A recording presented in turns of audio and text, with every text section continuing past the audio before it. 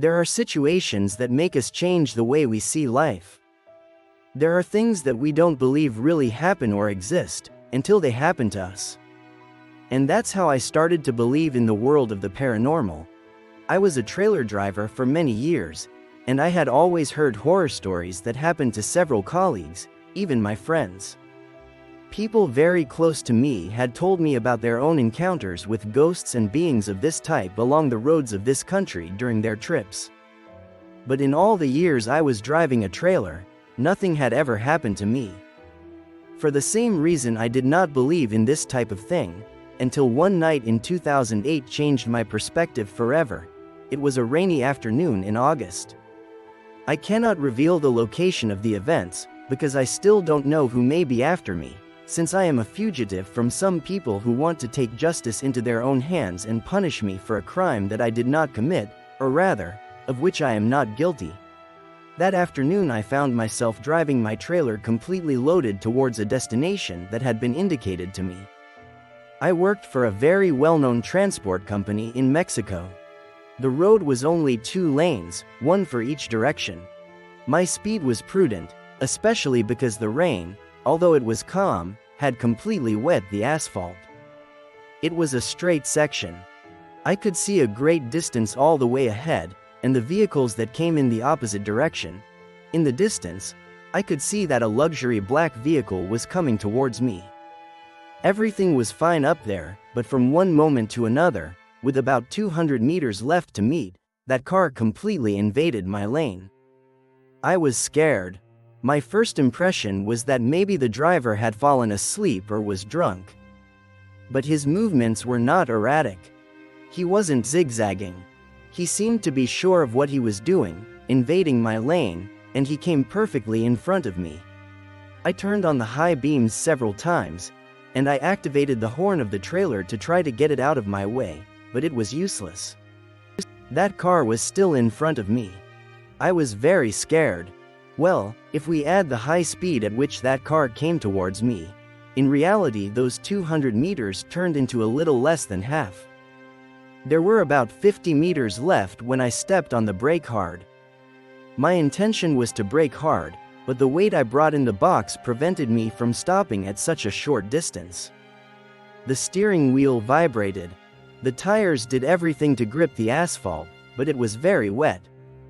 Besides, I felt like the weight of the box kept pushing me forward.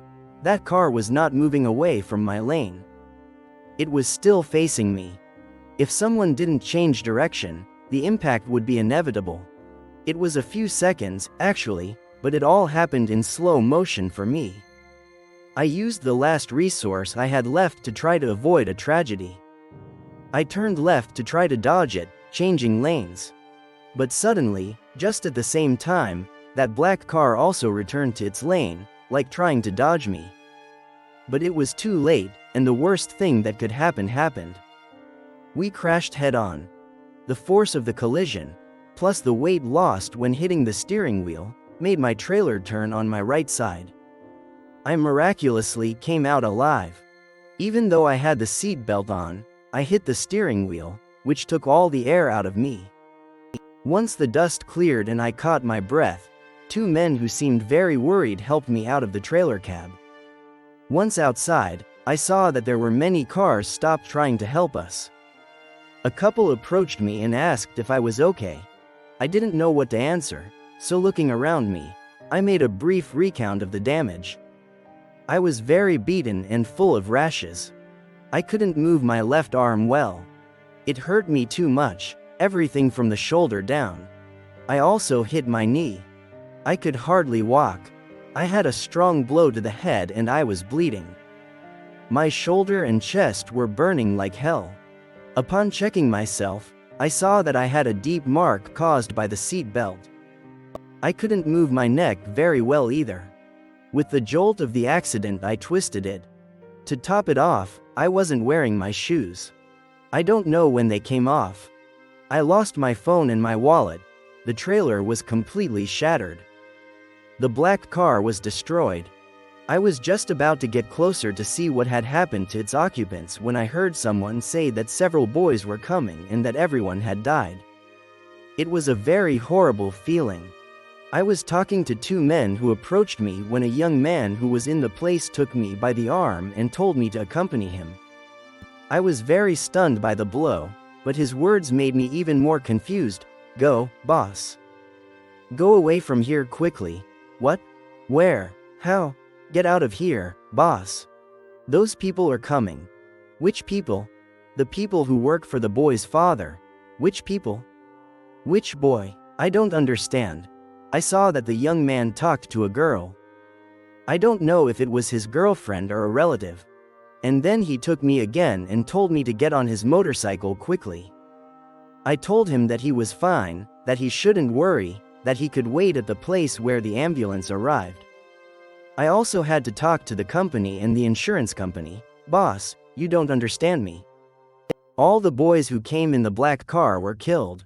And one of them, in fact the one who was driving, is the eldest son of the one who controls all the mess here. You understand me, don't you? Go, hurry up, boss, or you'll be late. If you find him, you'll want to kill him, even if you haven't been to blame. I'm just going to get him out of the way, because if you see me, you'll want to throw me too. With those words, I had already made it clear what he was referring to, so I didn't deny myself and I got on his motorcycle. It was very little that transferred me. We got into the plots and he left me right where the vegetation of a hill begins. And there he finished explaining to me, those people are very bad, boss. They don't think about it to kill people. I help you because I know you didn't blame anything. I knew that fucking Junior well. I hated him, because that bastard was untouchable. But the good thing, that he had to pay the price for his acts. He had the habit of doing that on the road, of getting into the opposite lane and getting out at the last minute.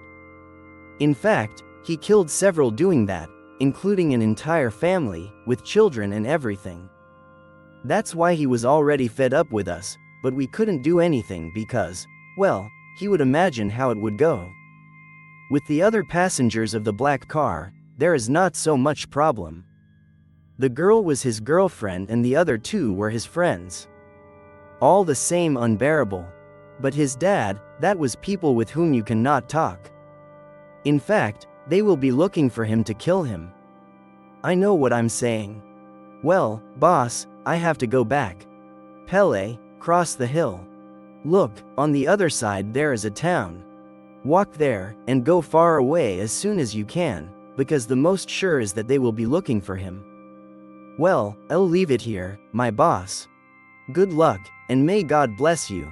I thanked him enormously for having helped me. I was very scared. Apart from the trauma of the accident, now I had to be running for my life. The worst of all is that I had no way to communicate. I was barefoot, sore and I couldn't walk well.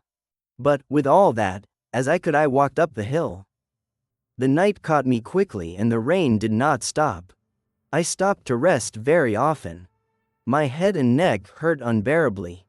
I had a fever. Once my body cooled down, all the blows began to hurt me. I couldn't stand my arm and knee either. Apart, I died of thirst. I was crying all the way. I couldn't keep moving. I sat at the foot of a tree. I thought about spending the night there, and I also thought about going back to the road. Surely those people would have left, and someone who was by my side could help me. But when I thought this idea was the best, in the distance, down the hill, I saw many lamps combing the area. I could hear motorcycles, vans, whistles, shouts. There I knew that everything was true. They were looking for me to kill me. I had no choice but to stand up and try to keep walking. It was hell what I was living. I didn't feel fear like I didn't have sleep. Only a lot of pain. I began to pray and ask God to get me out of there alive.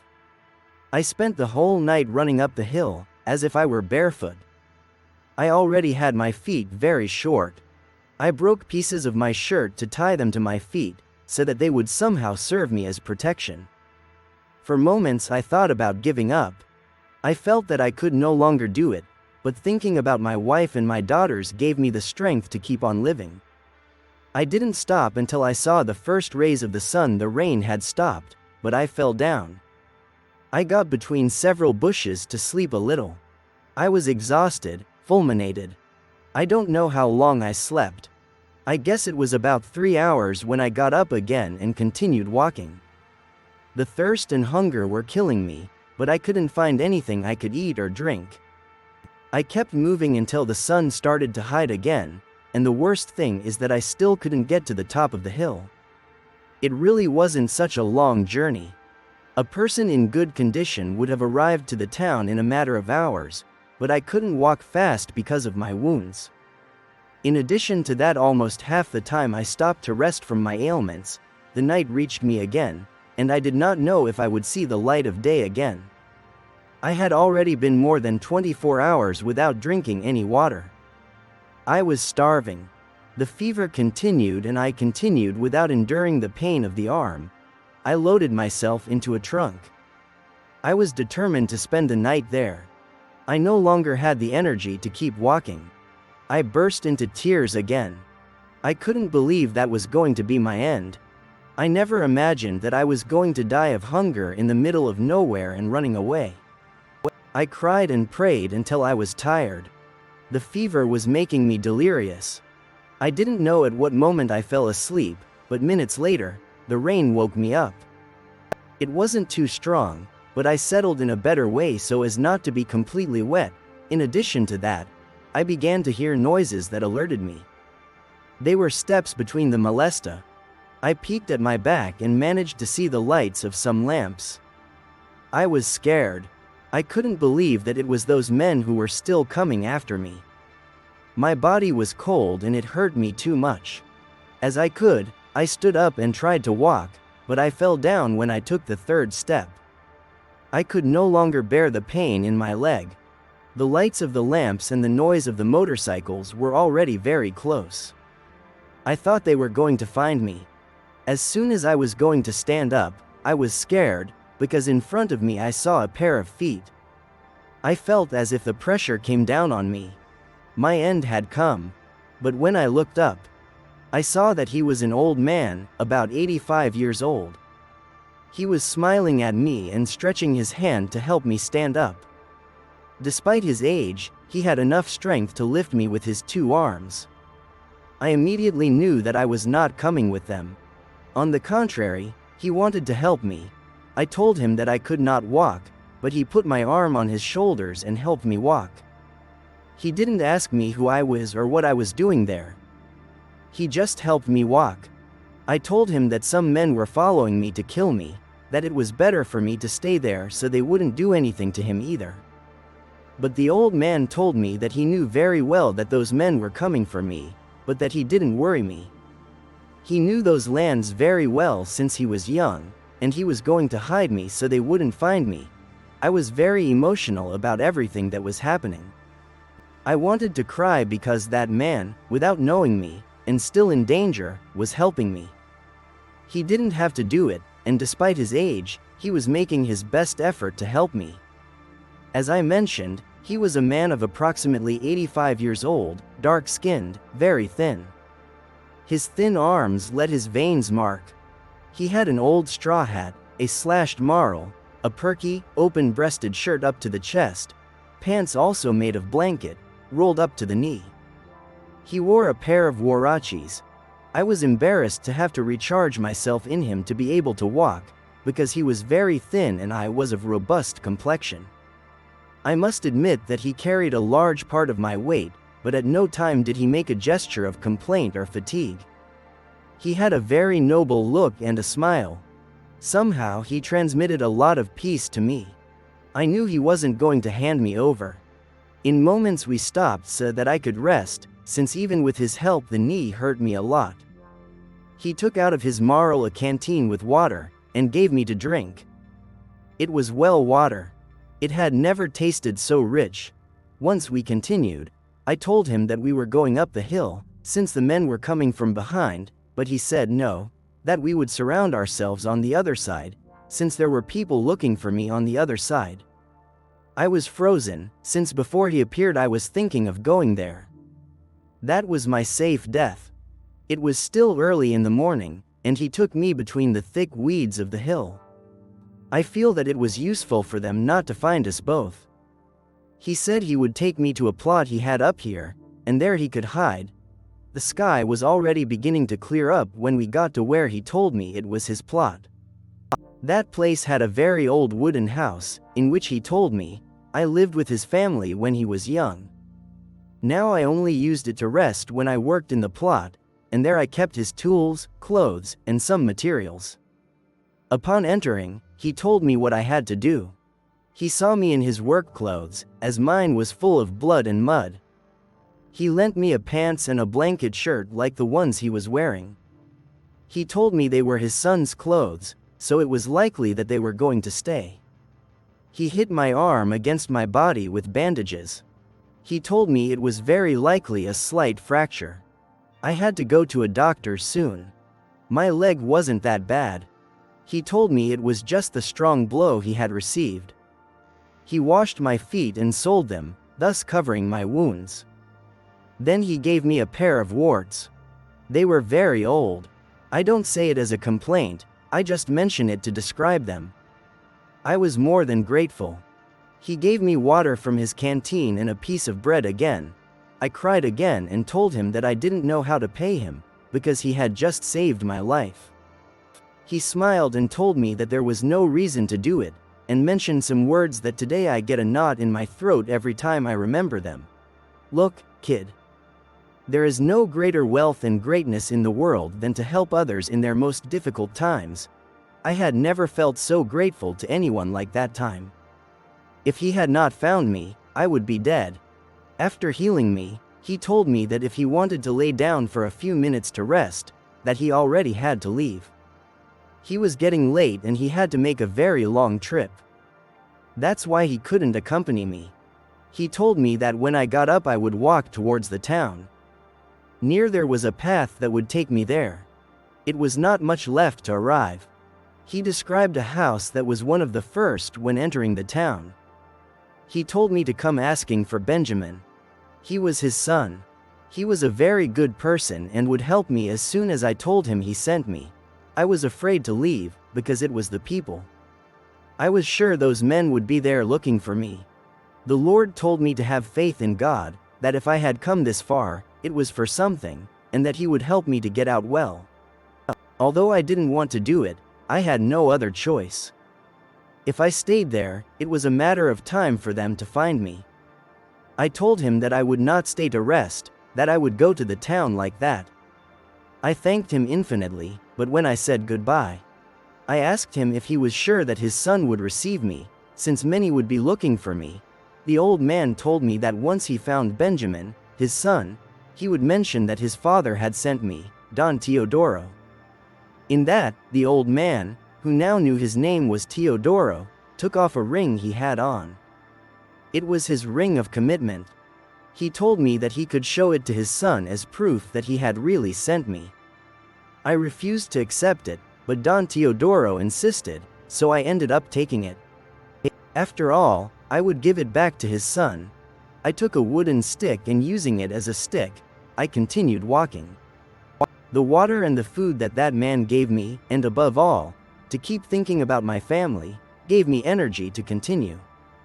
The huaraches and the bandages helped me a lot. It was already down the coast, so it was easier for me to get to the town without resting. The streets were stony, lonely. The houses were very separate from each other.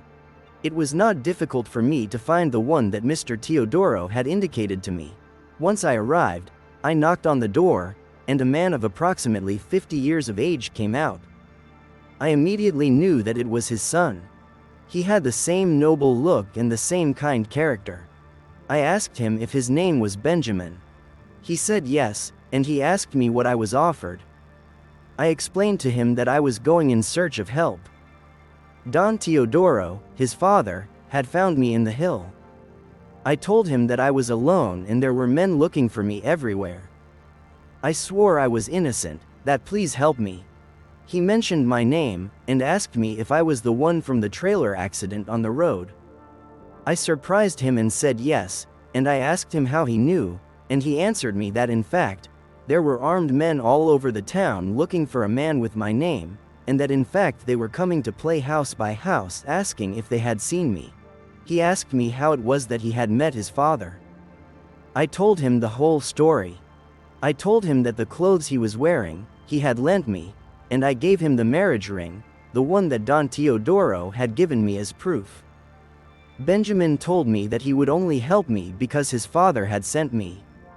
Since he, his wife and his children were in danger of just having me there hidden, I told him not to worry. I just wanted to call my family so they knew I was fine, and if possible, lend me some money to go back to my house. He asked me if someone else knew I was there, and if on the way someone had seen me. I told him no, not to worry. Nobody knew I was there. He took me to a room where I could spend the night. They gave me food, water, medicine for the fever and for the pain.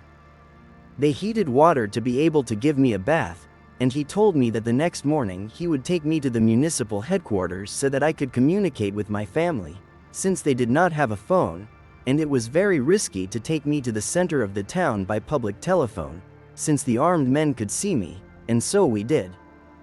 Before dawn he took me to the back of the truck, and covered me with canvas and wooden boxes.